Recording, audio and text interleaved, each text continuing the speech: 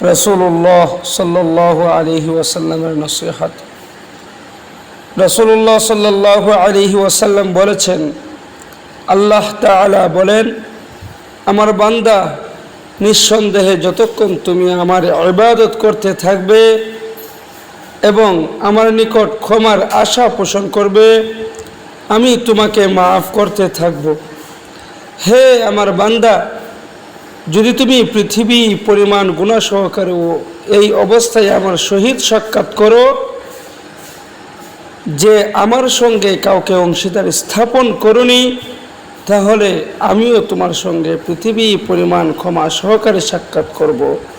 অর্থাৎ পৃথিবী পরিমাণ গুনাহ মাফ করে দেব। সুবহানাল্লাহি ওয়া বিহামদিহি।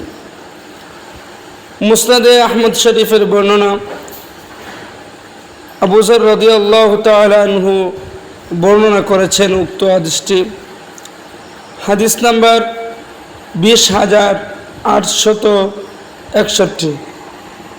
আল্লাহ তাআলা যেন আমাদের সবাইকে আল্লাহ তাআলার উপর সব সময় যেন আমরা আল্লাহ তাআলার উপর ক্ষমার আশা পোষণ করতে পারি। আল্লাহ তাআলা আমাদের সবাইকে তৌফিক দান করুন। আমিন। ওয়া আখির দাওয়া আনিল হামদুলিল্লাহি।